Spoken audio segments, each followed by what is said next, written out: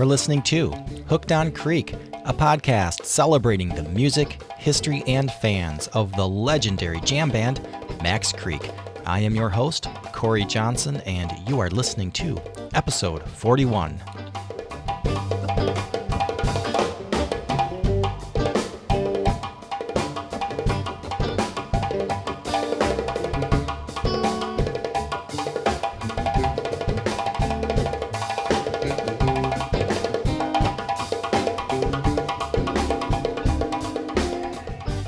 Thank you for joining me on another very special episode of Hooked on Creek.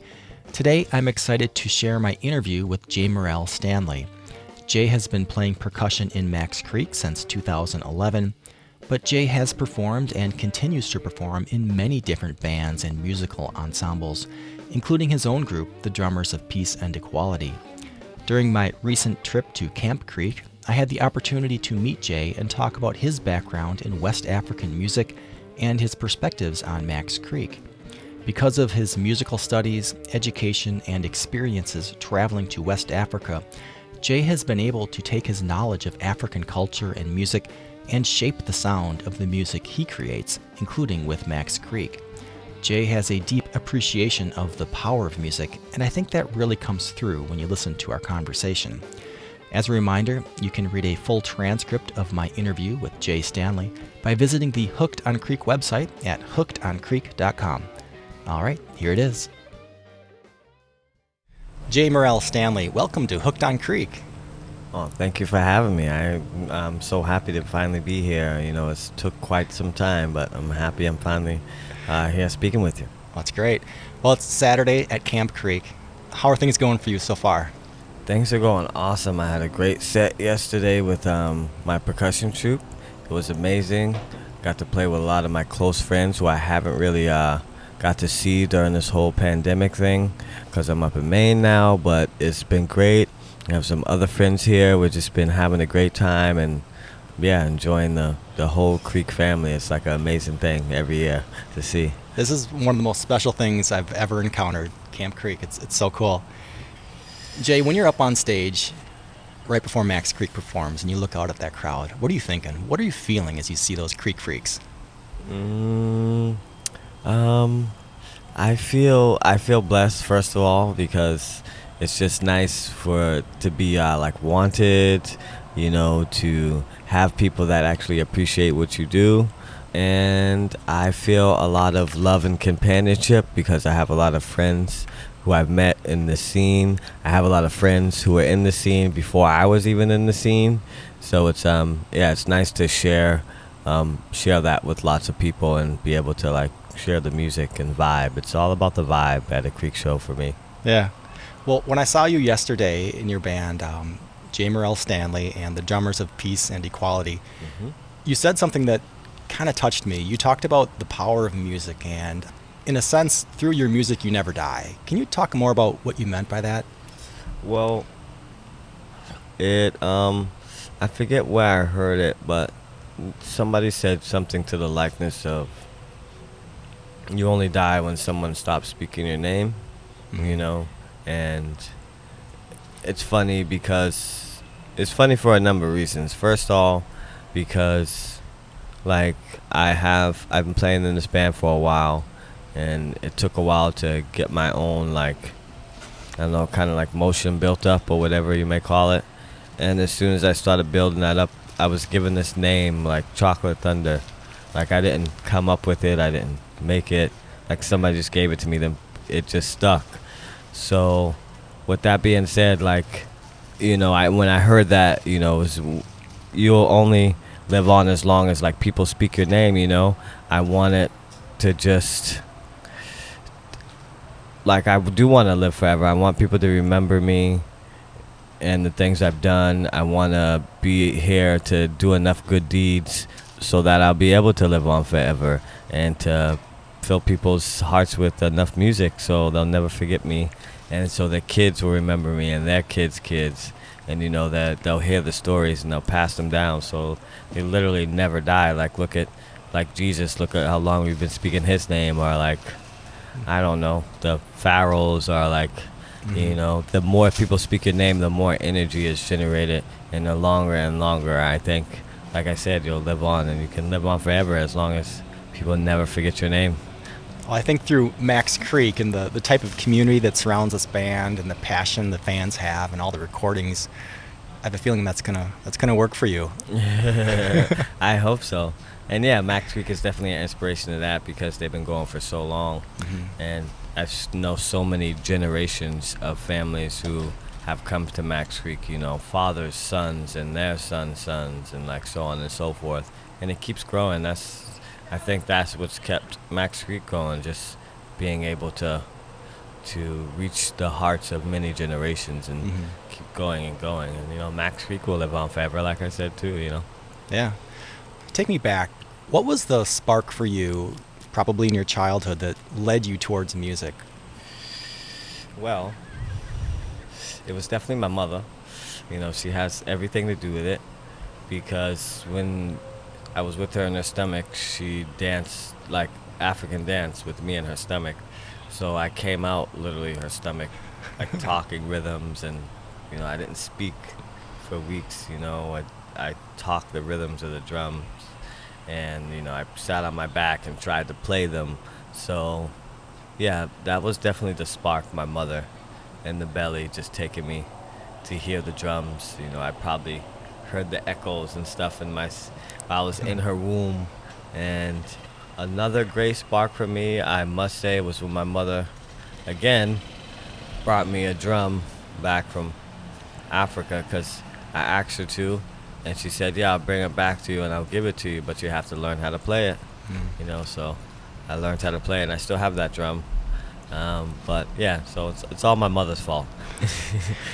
Well, tell me about this influence that West African music has on you as a person or your music. Talk about that. It has a lot. It has a lot to do with it because West African music is all about community. It's all about togetherness. It's all about lessons, principles, family. You know. So it plays a big part in my music in the Max Creek scene because I feel like, you know, when I'm here, you know, I don't feel like there's like any kind of color barrier or anything. We're just like, you know, we're all like one people.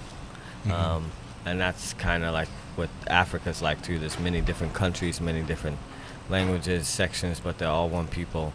So yeah, that it plays a big part in my music. And, you know, the music I create as well because I want to have content and to have principles and to have, you know, stories and lessons that people can remember and, you know, pass on to like their kids and their kids and their kids. That thing of living on forever and ever, it comes up again, you know. So yeah, that's the part that definitely plays in my music a very big part. Is it fair to say that Bill Carbone had a pretty heavy hand in your introduction to Max Creek? And if so, talk about that relationship with Bill and sort of how you found your way to Max Creek. Yes, I've known Bill for quite a while. I remember I was playing in this other band in Western Mass, and we had this gig we had at Middletown, Connecticut at Wesleyan University where he used to work. And let me see, I think it was somebody in the band that Bill was playing in that had called us down to help fill the bill, and we did the show. And then after Bill's band played, and you know, we had a 4-piece band, like it was just a 4-piece, percussion, drums, bass, and guitar, and the guitar players did vocals. And Bill's band was a huge band, it had like 2-3 percussionists and huge horns and everything. And after the gig, like, Bill basically was like, wow, you know, he saw me playing percussion with my group, and he was like, wow, this kid's really good. He can literally do the job of like all these 3 percussionists, like this one person, you know. So that's where I met Bill, and that's how we came connected and started playing music for years, all throughout New England with many different groups. And then eventually Bill got hooked up with Max Creek because one of their drummers was leaving. He had got it somehow. I think he did an audition. And then it's like one night after one of our gigs we did, he said, "Oh, I got my first gig with this new group I'm gonna start playing with," and he was like, "You know what, Jay? Like, they might need a percussionist one day." And I was like, "Yeah, well, keep me in mind." He was like, "Oh, you want to come out to the gig to check it out?" And I was like, "Oh, no, I gotta go back home, Bill." So like literally a year later, he's like, "Hey, Jay, like, remember that band?" I guess he let them listen to my CD, and they were like, "Yeah, this is great. Let's try it out." And I did a number of shows with them at with them at Arc Street Tavern. I think we did like a month residency, and they never told me I was fired, and they never told me I was hired. So I've been here ever since. So You mentioned you had some CDs already. Mhm. I'm going to see if I can remember these. My Little Music Box, yeah, right? yep, And Sketches of Africa. yep. Sketches of Africa, yeah. Right. I purchased both of those. They're Nice. incredible. I Nice. love them. So is it fair to say, after reflecting on that music, that the jam band scene kind of wasn't your? Were you listening to jam band music at that time, or was this sort of a new genre for you to step into? It was definitely a new genre, but at the same time, like my West African background, like it's kind of like the same thing, you know. Like in West Africa, they have like the griot, and the griot is somebody who passes down like knowledge. Like he's like a literal like family tree, like a speaking, talking, and they sing songs. And some of the songs can have like 300 different verses and sections, just like one song. And it can be very improvisational and things of that nature. And you have to just be in tune to the music to understand and to know the language and the calls. And, things can change at the drop of a dime. So I think West African music and the jam band music are one and the same, because there's like a skeleton, but there's no set, like nothing set in stone. So there's just the frame, and you can paint a different picture every time within the frame.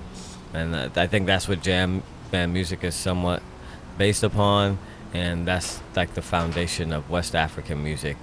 And there's tons of similarities between West African music and jam band music, and just the ways they're created and the methods and the styles. And you have to be very skilled to do either. Like you have to know and understand lots of things before you can attempt to do some of the things that West African music and jam band music does. Yeah. When you are on stage with Bill, well, you two are friends, right? So how do the two of you communicate and pull together a sound that advances the music and listens to the other players? What type of relationship do the two of you have on stage to make that combination work? Well, it first started with just playing with each other for a number of years in many different groups and many styles. Like we played in like West African ensembles, like slash reggae ensembles, slash like funk, slash New Orleans style music. So just playing together for a number of years, as well as camaraderie, just talking with each other and understanding what we like and don't like. And yeah, there's no real talking and no real anything. I think we had like one rehearsal because I didn't, he was trying to explain to me. He was like, "Yeah, Jay, like, it's a band, but, it's like Grateful Dead, so, and there's going to be parts where we're going to have like drums and things like that. And it's not like, a typical drum solo, so we had this one small rehearsal in this practice room at Wesleyan with like a few like instruments, and we did all these kind of like feels and styles. He just kind of wanted to explain to me and to get a vibe of, and just off that one rehearsal we built so much. And the music changes over time too, and the different styles and different feels we're in. I like to say Max Creek, we can get on the roll, we can have this vibe, we can have this style, these like many things we do within the music. They can go on for a while, and then we do them, then they kind of climax, and we might kind of like grudge do them a little bit, then like they might totally switch up. Like I feel like every once in a while, like it's like a refresh, a restart over with the music and the styles within it. So yeah. Jay, what are some of your favorite Max Creek songs to perform? Obviously some of the favorites, like Just a Rose. I really like Devil's Heart. Mark has a few good ones. Mark has a lot of good ones, actually. Yeah. And he pulls them out of nowhere. I don't know how he does it. And then there's Crew. Did I say Crew World? Not yet, but that's a good one. Yeah, Crew World's a good one. And there's some of Scott's ones he doesn't play too often, like Chains of Life. Mm-hmm. Yeah, no, Scott has a few good ones. It's just anything that has like sections that you can change to. Yeah. And, you know, obviously it needs like a good jam in there. Yeah. And, yeah, Emerald Eyes, you know, yeah. No, Yeah. There's a lot of good songs. There's too many, you know. Mark alone, you know, I think one year he had all the songs that he knew, like written down on a piece of paper. It was like fucking 240 songs, like at least just the songs he knew that he could write down on a piece of paper, not just the songs he had in his head and the songs he can learn, like Right. that he kind of knows, like. So yeah, it's pretty wild. What are some things about Max Creek or your band members that you don't think most people know? Because you've gotten to know them pretty well. I would imagine you know these guys, Yeah. right? Yeah. Like, I know that Scott likes to eat peanut butter before he goes to bed. Just kidding. um, yeah, no, they're all really pretty cool. Yeah. Family-oriented, you know, family-oriented men. Obviously, Bill, I've known him before. Max Reek, so, you know, I know his family. He's very family-oriented. He's hardworking. You know, he actually, like, someone who's out there, an ally for, like, just people in general to, like, you know, live good lives and be respected and stuff like that. John Ryder's, like, an incredible family man. He works with his family, and, like, they do great things all over Connecticut for tons of people. Yeah. You know, Mark is incredibly, like, just funny. Like, it's like, I don't Yeah. want to say dad jokes, but he's got infinite jokes. And he's definitely a really great people person, Yeah. you know. Yeah. On the way over here, Jay, I was talking to a couple people, letting them know I was going to interview you, and a couple of them had some suggestions for questions. Mm-hmm. First one is, well, everybody likes your song. Is it Into the Ocean or Down in the Jungle? First, what is the name of the song? I need to know. I've never named it, so. It's whatever we want to call it. Whatever they call it is whatever it is. And so the question, though, is, are you writing music? Can we expect in the future some more of your Yeah. songs in the set list? Yeah, I've written tons of music, you know, like I perform with tons of other groups. But yeah, that's the only song I've really written with Max Creek. I do have some more music I'd like to bring to the table, but like the past few years I've been living in Maine, so it's been really hard to like just get down to like even rehearse, like, which we rarely ever do. Yeah. But no, hopefully we can get some new music. There's guys who've been putting a lot of new music in, and yeah, there's some tunes I even played yesterday that I want to bring to Max Creek. But we'll see. When you're up on stage, how do you know that it's clicking, that it's working, that the show is, you're getting the right feeling from the audience? Is there something you're listening for, or are you seeing in the crowd?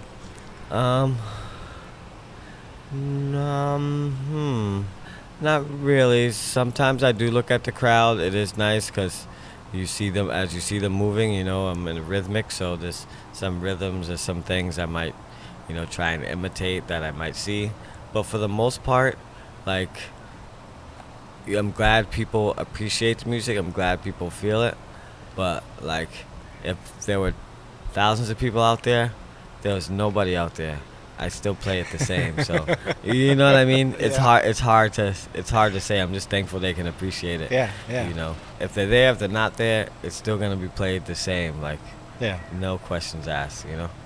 What message do you have for all the fans that have come out to see you in the band over and over for all these years? That we're still here. Yeah, Max Week is still here, as well as it's something that isn't going to be done again for a long time. So while it's here, you should come and enjoy it. I don't know. Come, All right. come have fun with Max Creek. Come see what it's all about. You know, the forefathers of the so-called jam band scene, even like the music festival scene in New England. I'm not sure, 100% sure, but I'm pretty sure they were one of the first groups in New England to do an overnight camping festival. Like, nobody else was doing it before Max Creek. So, you know, that with that being said, you know, I think yeah, they deserve, you know, to be seen and heard and understood. Well, Jamemurrell Stanley, thank you so much for joining me on Hooked on Creek. It means the world to me that you took the time to talk with me about this band and everything you're doing to support the music. Oh, thank you so much, Korre. You know, you deserve it. You're a great person. And yeah, I'm glad we finally got to chop it up here on Hooked on Creek Music. All right, thanks. Huge thanks again to Jay Stanley for talking with me, and thanks to you for listening. I really hope you enjoyed our conversation. But stick with me now, because I have a few songs I want to play to round off this episode and showcase some of Jay's talents. Coming up, I'm going to play the song Into the Ocean, performed live by Max Creek at the Westcott Theater in Syracuse, New York, back on January 17th, 2015. And then after that, I'm going to play the song Afunga, performed live by Jamemurrell Stanley and the Drummers of Peace and Equality at Strange Creek in Greenfield, Massachusetts, back on May 28th, 2017. I think you're really going to love both of these live recordings. This is Max Creek performing Into the Ocean.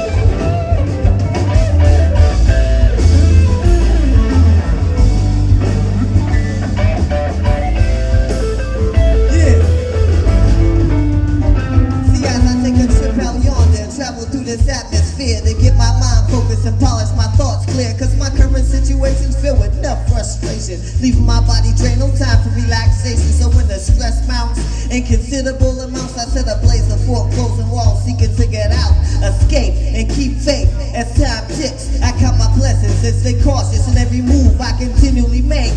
Thankful for every lesson that he's willing to teach, and ready to endure to find what it is I truly seek. Cause most, not all, are given few chances, brought to get out in this world under dire circumstances, seeking food, clothes, and shelter from the storms as war's waves on. I wonder and ponder over every possibility, all my everyday struggle for freedom, peace, my struggle to be free.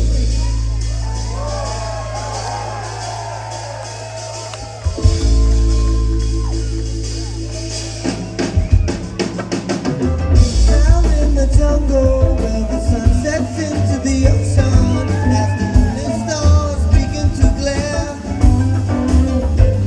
Then the clouds storm the mountains, lightning thunder fills the air as the raindrops fall down from above.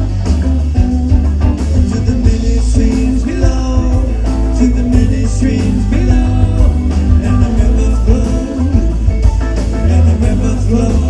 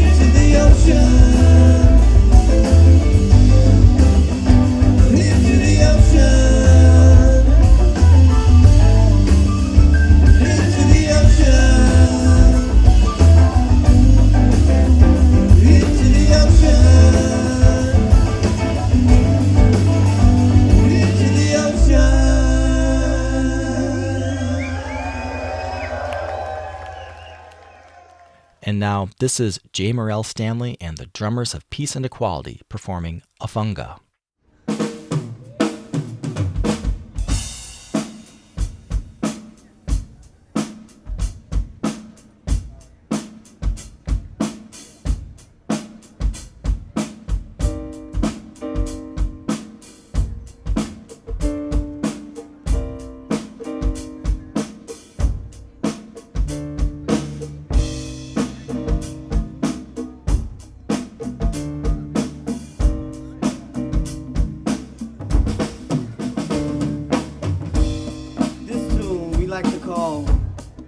Afunga.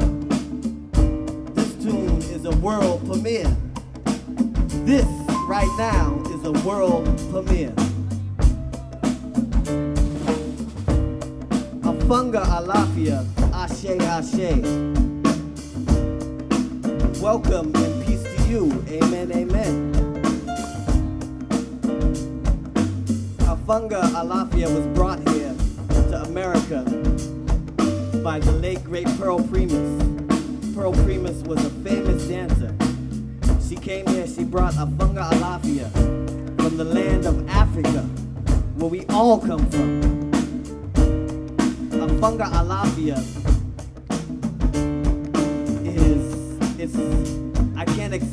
it's hard to even explain. Afunga alafia is acted as the bridge for African drum, dance, music, and culture to even be here in America.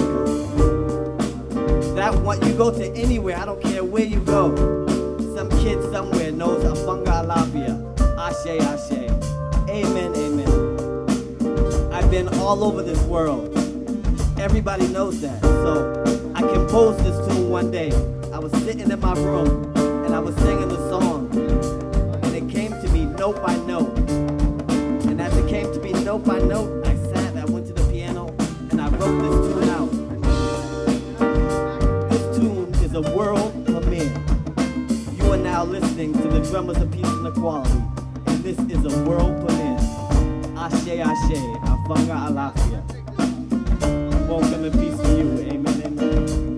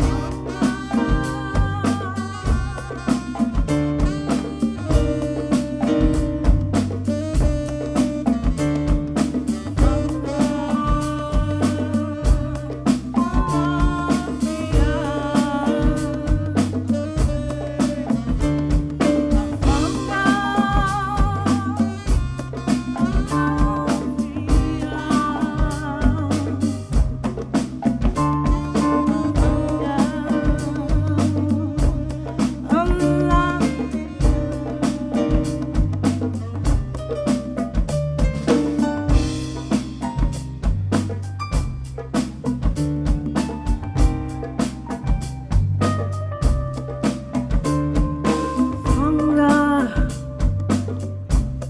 Alafia, Ashe, Ashe, Afunga, Alafia,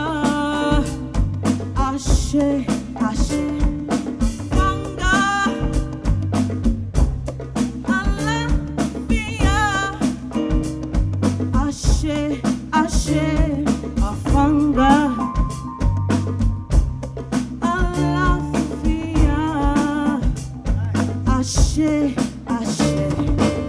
Afunga Alafia, Afunga Alafia, Afunga Alafia, Ashe, Ashe, Ashe, Afunga Alafia, Afunga Alafia, Afunga Alafia, Ashe, Ashe.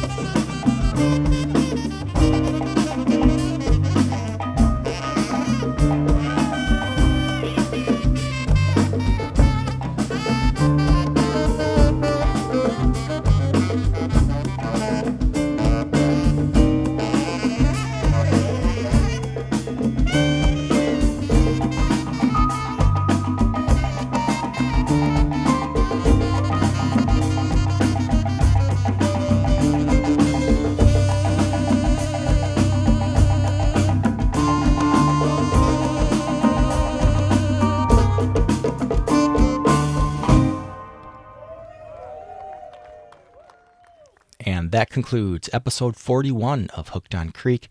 If you're curious, during the introduction to this episode, I played a portion of Yellow Moon, performed live by Max Creek at Hygienic Art Park in New London, Connecticut, back on June 8th, 2019.